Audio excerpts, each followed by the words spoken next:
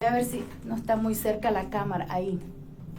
Lo que él deseaba realmente era que nosotros estuviésemos celebrando su fiesta. Por eso es que la salida del pueblo de Israel de Egipto, la esencia en realidad era de que se celebrara sus fiestas. Vamos a estudiar la parte donde, ¿qué es lo que representa Faraón? Faraón representa esa parte de nuestro ego. Cada vez que nosotros estudiamos la Torá y cada vez que estudiamos la porción semanal que corresponde, permítanme, voy a beber un poquito de agua.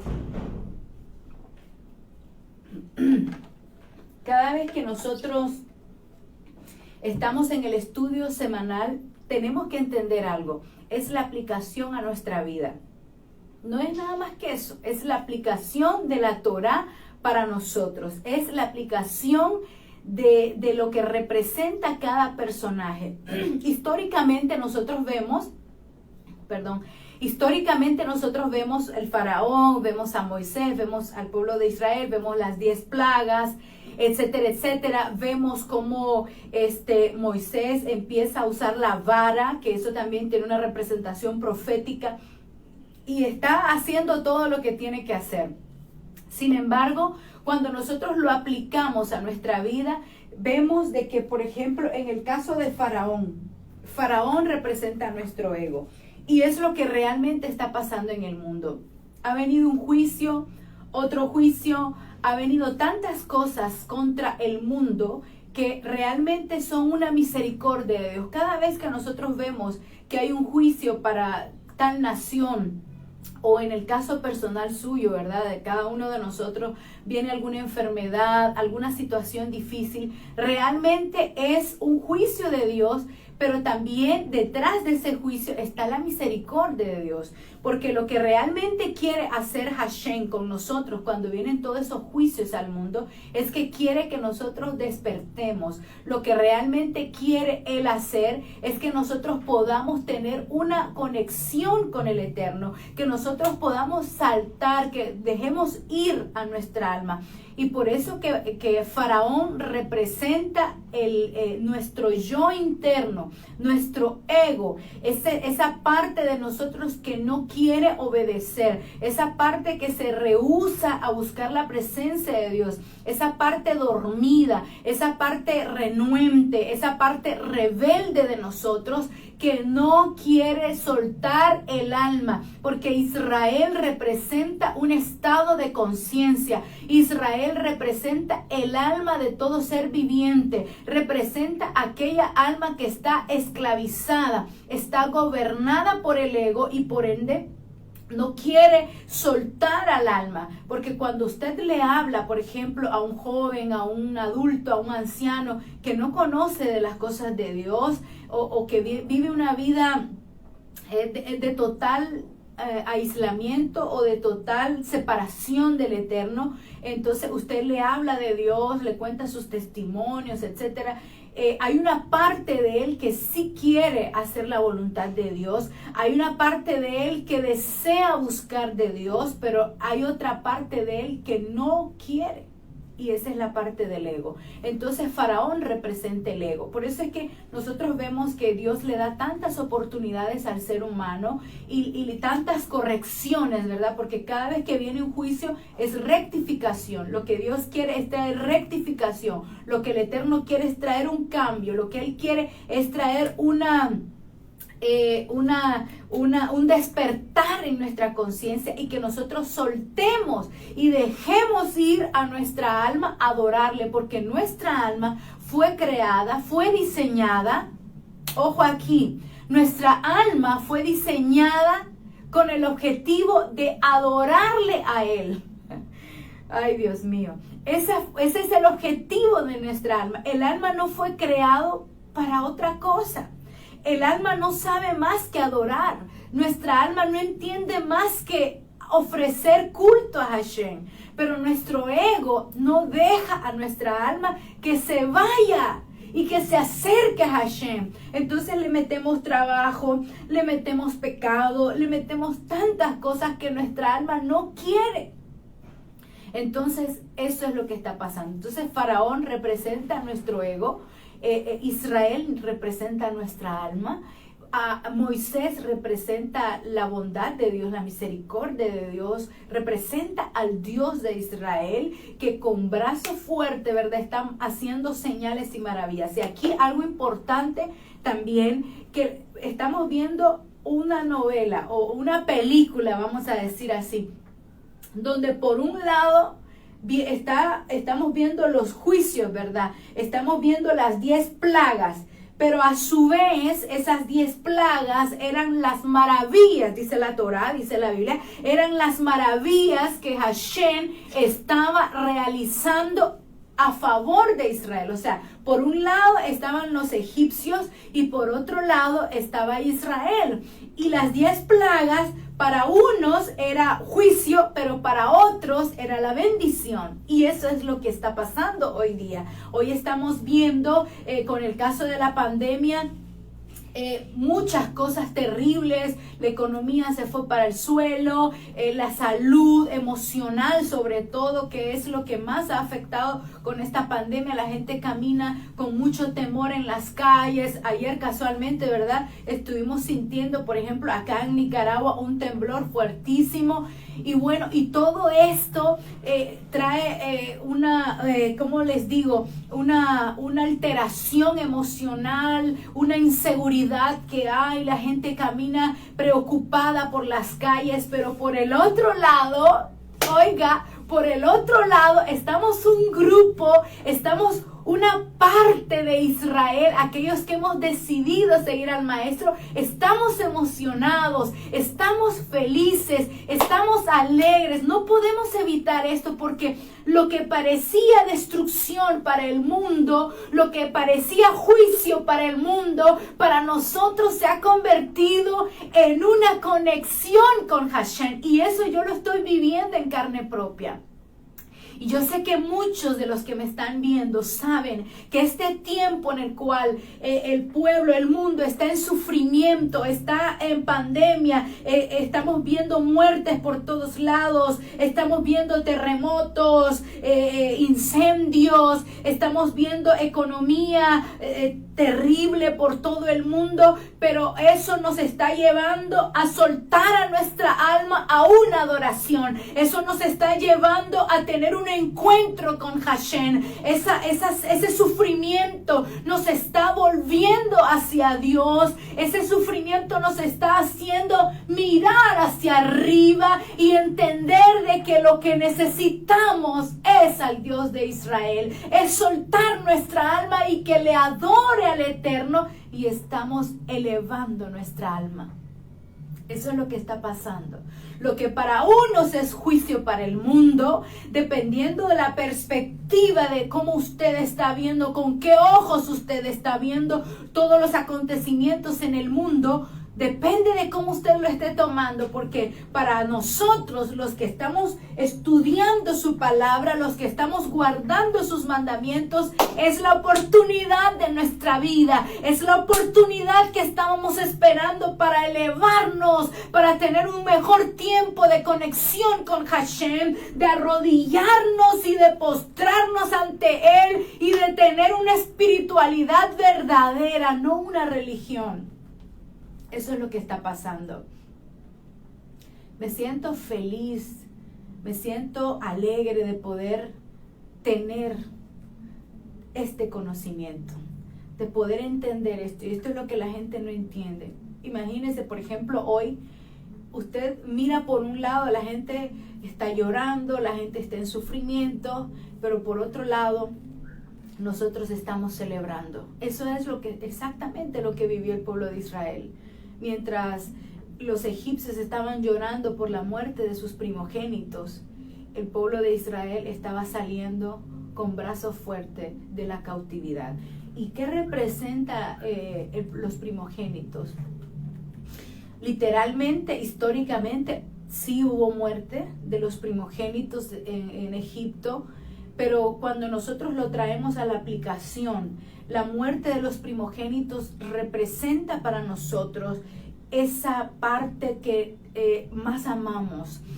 Puede ser un hijo, puede ser el trabajo, puede ser un proyecto, puede ser un sueño, puede ser, qué sé yo, el país del cual nosotros recibíamos la ayuda, puede ser el gobierno, etcétera, etcétera. Eso se te va a ser quitado. ¿Para qué?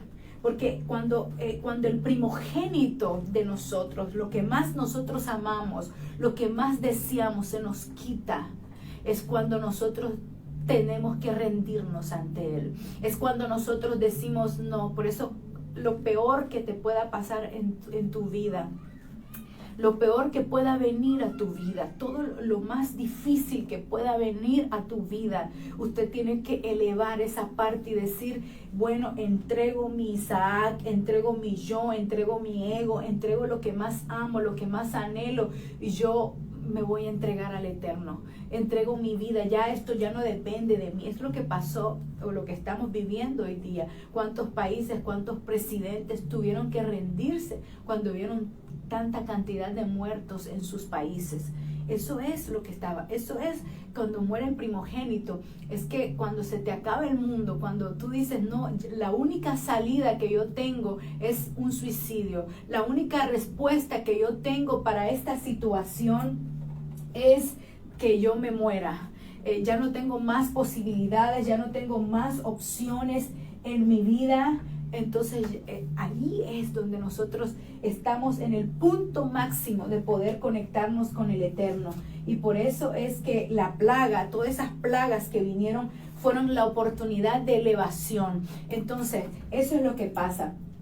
Ahora, la plaga de la oscuridad. Esta plaga de la oscuridad más que todo tiene que ver también con la ceguera espiritual. Bueno, eso yo creo que la mayoría de la gente maneja. Pero ¿cuál es la peor oscuridad? Dicen que era tan intensa la oscuridad que había en Egipto antes de sacar Dios al pueblo de Israel. Esa fue la octava plaga, la novena plaga, quiero decir, de la oscuridad. Dice que era tan intensa que ellos no podían moverse de sus lugares. No podían ver a la persona que estaba a su lado. ¿Qué es lo que nos quiere decir a nosotros esta revelación de esta parte importante de la novena plaga? Que la peor oscuridad que nosotros podamos tener, la peor ceguera espiritual, es no ver a tu prójimo. ¿Cómo es eso? O sea, que la peor ceguera, la peor oscuridad, la tiniebla más grande, por eso miramos que dice que luz resplandeció en medio de la oscuridad, y también tantas porciones que hablan que nosotros somos la luz de este mundo. Entonces, cuando uno está en tinieblas, o sea, el que está en luz no es el que va a una iglesia, el que está en luz no es el que ora 24 horas, el que está en luz es aquel que ve a su prójimo.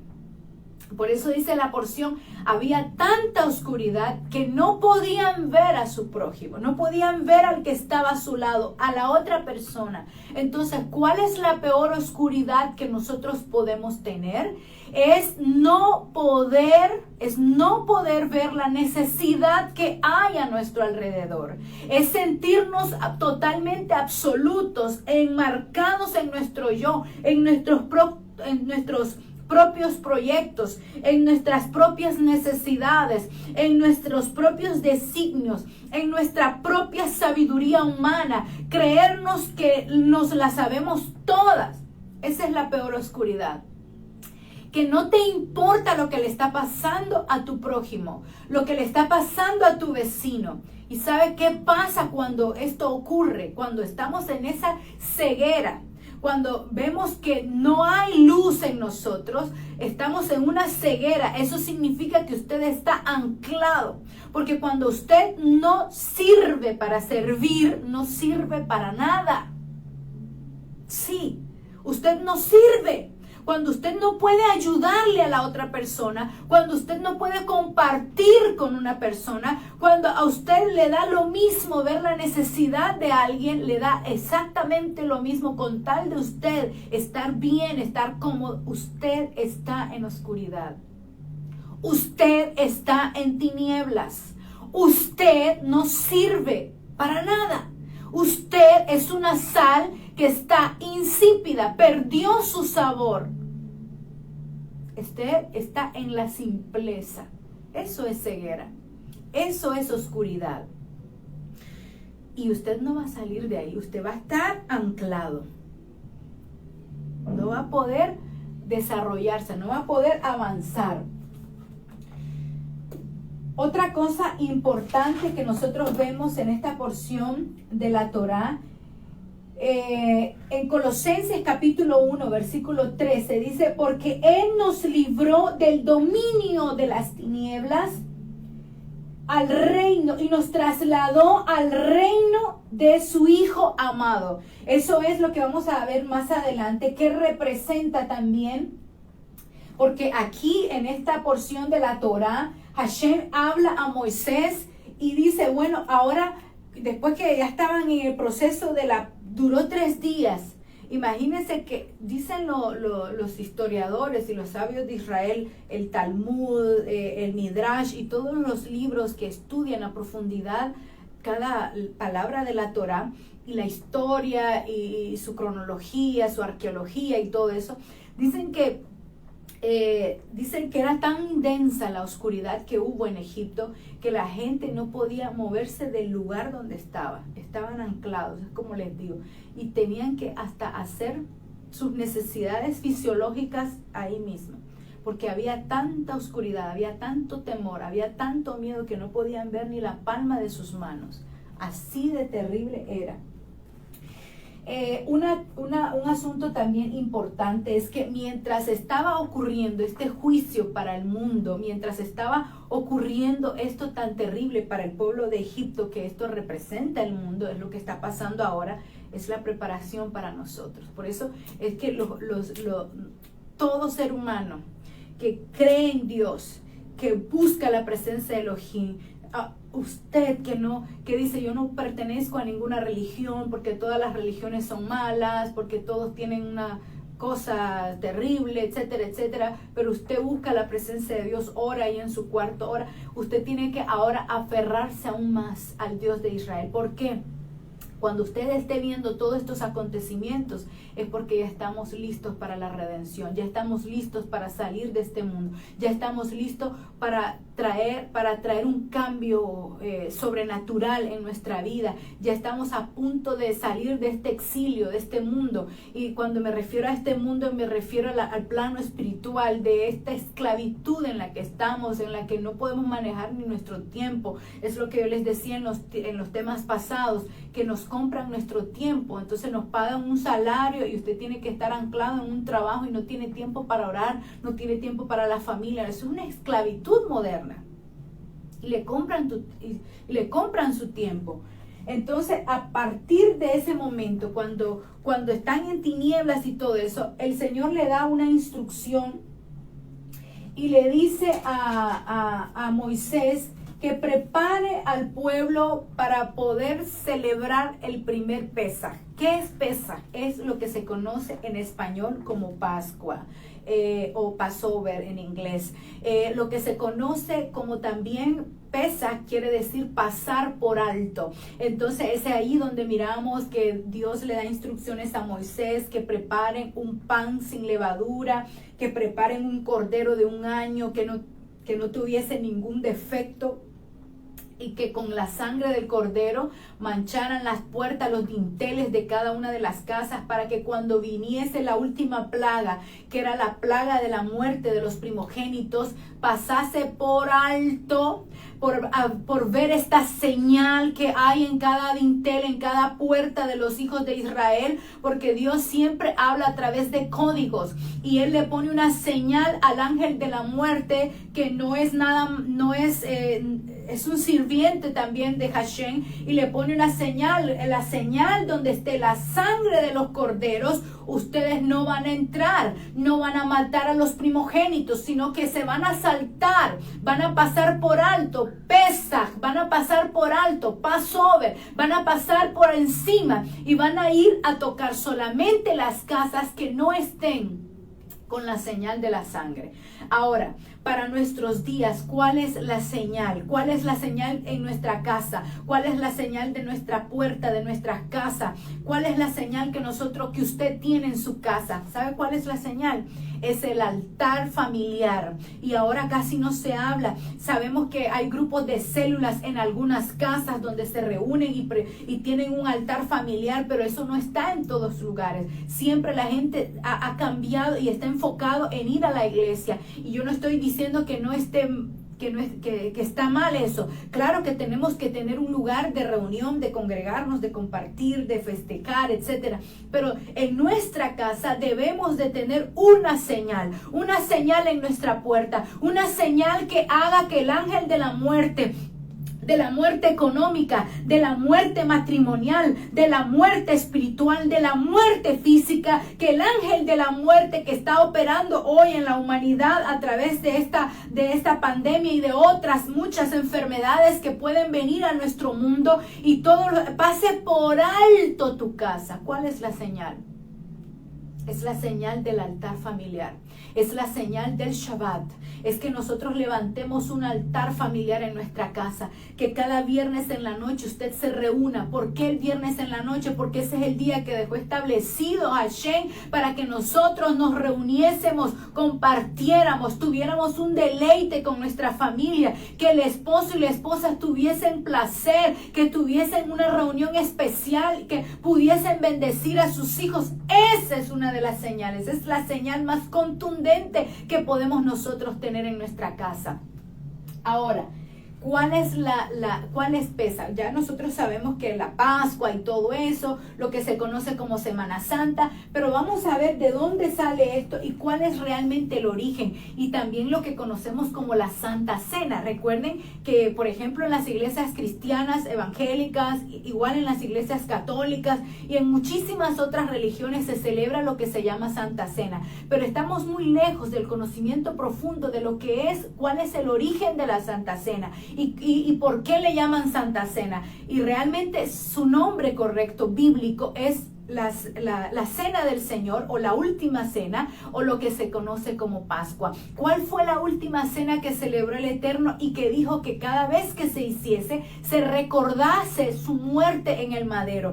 ¿A qué se estaba refiriendo? No se estaba refiriendo a la típica Santa Cena que nosotros llamamos, sino que era una fecha específica que Él dejó establecido, que nosotros celebrésemos y compartiésemos el vino y el pan sin levadura. Esto se celebra una vez al año y es algo que fue establecido por Hashem. Yo quiero compartirles esa parte, conociendo esa parte importante, ¿verdad? Isaías capítulo 46, verso 10. Solo quiero leerles este texto maravilloso. Dice, anuncio el futuro desde el principio. ¿Qué significa principio en lenguaje hebreo? Quiere decir Bereshit. ¿Y Bereshit qué significa? Es el primer libro de la Torah. Es lo que se conoce como Génesis. Entonces dice que Él anuncia el futuro desde el principio. Entonces, cuando nosotros estudiamos, por eso es que estudiamos Torah y obviamente conectado con el Nuevo Testamento. Pero cuando nosotros empezamos a estudiar el Antiguo Testamento desde Génesis, nos damos cuenta de que todo lo que está escrito es el anuncio de las cosas que iban a acontecer. Eso como un dato importante. Por otro lado, Éxodo capítulo 13, aquí nosotros vemos que en el momento en el que el pueblo de Israel está saliendo de Egipto, Dios le dice, bueno, preparen el cordero, pongan la señal, coman la carne asada del cordero, no cruda ni cocida, sino asada. Todas estas son cabanot, son actos proféticos, es una representación poderosa. Por eso es que cada año en el pueblo de Israel y todos los que hemos entrado en este conocimiento celebramos lo que se llama la Pascua, pero no lo hacemos con el sistema religioso que se nos había enseñado, sino que lo hacemos apegado a la Torah porque es ahí, y obviamente lo hacemos con la fecha exacta. ¿De dónde salió el calendario hebreo? Lo que se conoce, yo creo que está mal empleado eso cuando decimos el calendario de los judíos, pero no es el calendario de los judíos. No, es el calendario del pueblo de Israel. Es el calendario hebreo y es el calendario divino. Porque cuando el pueblo de Israel sale de Egipto, ahí no se está hablando de judíos, se está hablando de Israel. Y como les decía al comienzo, Israel es un estado de conciencia.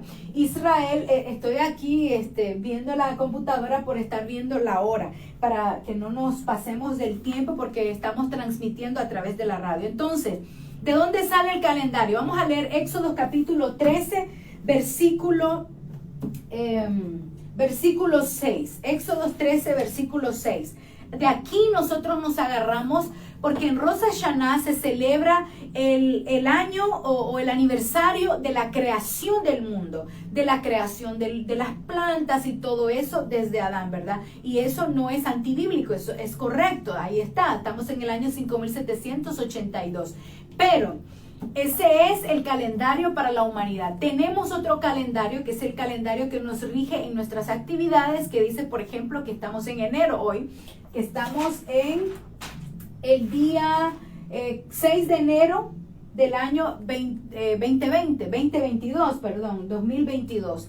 Pero en el calendario bíblico, que es el calendario que es el origen de donde yo les quiero compartir, estamos en el 4 del mes de Shevat, estamos en el mes número 11. Entonces, miren lo que dice Shemot o Éxodo capítulo 13. Hashem le habló a Moisés para que transmita y dijo, conságrame todos los primogénitos. Bueno, vamos a leer el verso 6.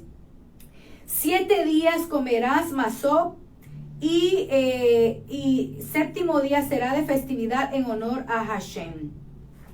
Entonces dice el versículo, si nosotros empezamos a leer todo el capítulo del capítulo 13 de Éxodo, nos vamos a dar cuenta de que exactamente aquí el Señor le revela que será el principio de los meses del año. El Señor le está hablando al pueblo de Israel, le dice, por ejemplo, en el versículo 13, versículo 3 dice, acuérdate que este día que salieron de la esclavitud en Egipto, pues con mano poderosa Hashem los sacó de aquí. Por consiguiente, no se comerá jamés, que es pan con leudado, sino pan sin levadura. Hoy mismo salen en el mes de la primavera. Entonces, miramos que esta parte donde el Señor le habla, el Señor le da un decreto al pueblo de Israel y le dice que ese día se iba a convertir en el primer día. Se me perdió aquí la cita, ya les voy a decir. Aquí está, el capítulo 12, versículo 14. Éxodo 12, verso 14. En este día, le dice, será para recuerdo de ustedes y lo celebrarán como fiesta a Hashem en todas las generaciones. No dice hasta Yeshua, hasta que venga Jesús, no. Dice en todas las generaciones. Por eso es que el mismo Yeshua también celebra Pesaj con su vida. Come en la última cena, comparte el pan sin levadura, se toma la copa y él dice, cada vez que hagan esto, háganlo en memoria de mí. Cada año se tenía que celebrar. Entonces es un decreto eterno que ustedes deben celebrar Pesaj. 7 días comerán pan sin levadura. Usted puede leerlo en su casa. Ahí estamos leyendo, ¿verdad? Éxodo capítulo 12 en adelante y usted se va a dar cuenta. Ya estamos llegando a la recta final del programa, es mucho que hablar, tantos temas interesantes. Entonces el mes para el calendario bíblico de Dios comienza en Nisan, que sería el mes de abril.